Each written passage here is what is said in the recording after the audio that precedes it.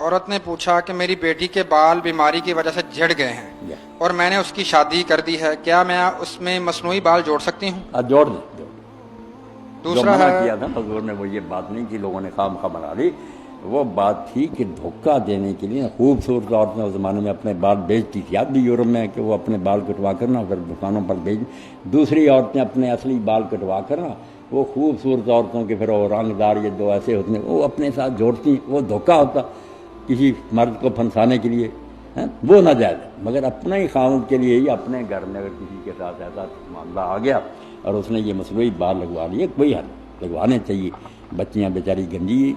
پھرتی ہیں۔ انہوں نے یعنی کہ اس سوال کا اگلا حصہ اس تھا میں تدلیس تھی، دھوکہ، دوسری عورتوں کے بال خوبصورت جو ہے لے کر لگاتے تھے۔ آپ صلی اللہ علیہ وسلم نے فرمایا اللہ تعالیٰ نے بال جوڑنے والی، بال جڑوانے والی اور اس پر جس کے بال لے کر جوڑے جائیں لعنت فرمائی ہے، وہ دھوکے کی وجہ سے یہ اسی سوال کا اگلا۔ یہ سیاہ بال جو ہے نا منع کہ مرد داڑیاں نہ سیاہ کریں، یہ بھی مسئلہ یہی کہ میں بوڑھا ہوں مگر شادی کرنا چاہتا ہوں تو بال سیاہ کروں اور بچیوں کو دھوکہ دوں اور پھنساؤں کہ یہ جوان ہے، وہ فریب ہے۔ ورنہ بڑے بڑے صاحب ہیں چوٹی سب نے کالیاں کی ہیں، ان کے نام ابن حجر سعد بن ابی وقاص جیسے، حضرت عثمان جیسے، کسی نے نہیں یہ خطاب چھوڑا،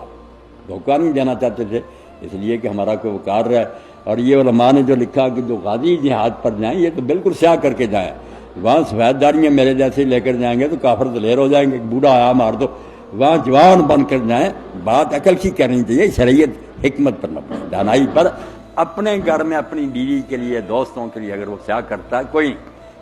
اس میں کوئی گناہ نہیں، کسی کو دھوکہ دینا چاہتا ہے وہ ناجائز۔ مولانا اگر بال ہلکے ہوں تو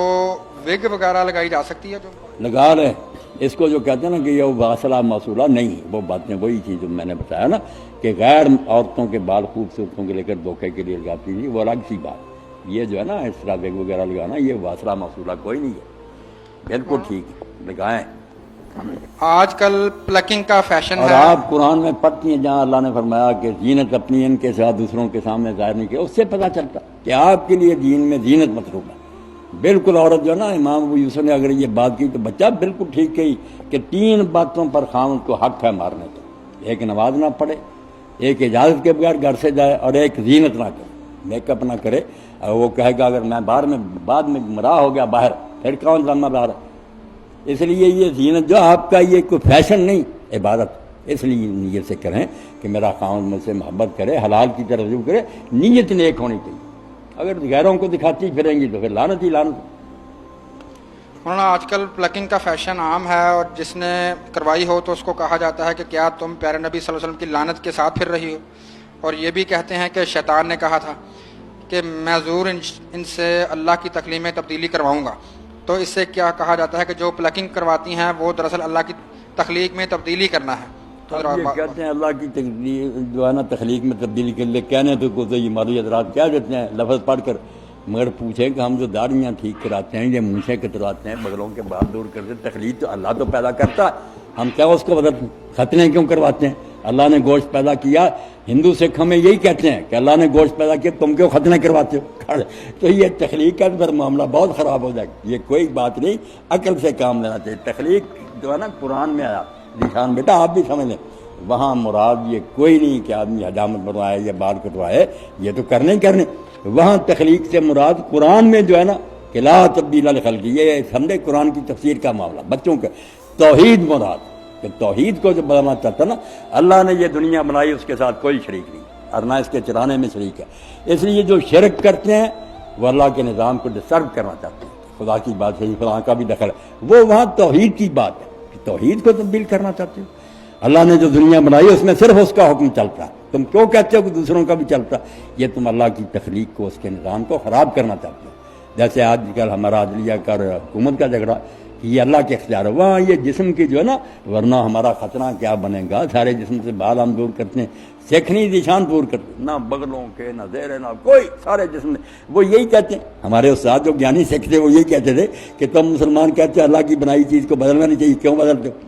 پھر ان کی بات کا کیا جب بدلتے تو ہیں بال ہم دور کرتے ہیں سارے، تو یہ مسئلے نہ کریں، یہ اللہ کی تخلیق کوئی بدلنے والی بات نہیں، اپنے آپ کو ٹھیک کریں بس۔ بیویوں کو یہی چاہیے بچیوں کو کہ غیر کی طرف توجہ نہ، ذرا خیال نہ آئے کہ مجھے کوئی دوسرا دے دے، مگر اپنے خاوند کے لیے کشش پیدا کرنا، یہ آپ میری بچیاں بیٹے، یہ دین ہے، یہ کوئی دنیا نہیں، بالکل ثواب ہی ثواب ہے آپ کو کہ اپنے خاوند کو نیک رکھنا چاہتے ہیں۔ اب اس بارے میں اللہ کے رسول کی بات ہوئی نا کہ نماز میں بھول گیا، یہاں بھی دیکھیں معاملہ کئی نامراد، آپ نے مولوی صاحب یہ کیا جی، ایک بندہ میرے ساتھ جھگڑنے لگا، میں نے کہا یار یہ صحیح بخاری جا اپنے مولوی کو دکھا، پھر جب انہیں شرمندہ ہو گیا کہ رسول اللہ بازار میں گئے، ایک عورت پر نظر پڑی، فوراً گھر آئے، علیحدگی میں حضرت زینب کو بلایا، اپنی خواہش پوری کی، اور مجمع میں آ کر کہا کہ جس آدمی کو ایسی صورتحال پیش آئے وہ فوراً بیوی کے پاس چلا جائے تاکہ خیال اس کا جو ہے نا وہ ادھر ہو جائے، ورنہ ہو سکتا دل میں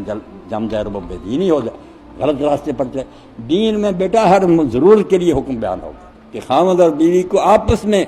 جتنا پیار کریں، عبادت ہی بات۔ حضرت ابو ذر آپ دیکھتے ہیں درویش صاحب بھی تھے، جب آپ نے ان کے سامنے بیان کیا کہ یہ بھی صدقہ ہے، یہ بھی صدقہ، بہت باتیں بیان کی کہ تسبیح صدقہ ہے، خیرات صدقہ ہے، کسی کو اچھی بات، آخر میں حضور نے فرمایا کہ خاوند اور بیوی کا آپس میں اکٹھا ہونا صدقہ۔ وہ کانپ گئے، انہوں نے کہا اللہ کے رسول یہ دنیاوی دندہ کہ وہ مرد اور آپ نے صدقہ کر دیا۔ تو حضور نے فرمایا ابو ذر بتاؤ اگر وہ اپنی یہ خواہش حرام طریقہ سے پوری کرتے، زنا کرتے تو گناہ ہوتا یا نہیں؟ فرمایا ہوتا۔ تو جب انہوں نے حرام چھوڑا کہ حرام نہیں کریں گے، جو حلال ہم نے کیا ادھر جائیں گے، تو اللہ کا حکم مان کر جیسے انہوں نے نماز پڑھی، روزے رہے، ویسا ہی البتہ تو آپ نے فرمایا صدقہ، تمہارا اکٹھا ہونا خاوند جی کا یہ بھی صدقہ۔ اس لیے دین ایسی بات ہے بیٹا، اپنے گھر میں آپ جو کریں نا کہ میرا خاوند ہی ایماندار ہے، میں بھی عبادت کی بات، اس میں کوئی دنیا کی بات نہیں۔ جب باہر خیال جائے گا پھر لعنت ہی لعنت۔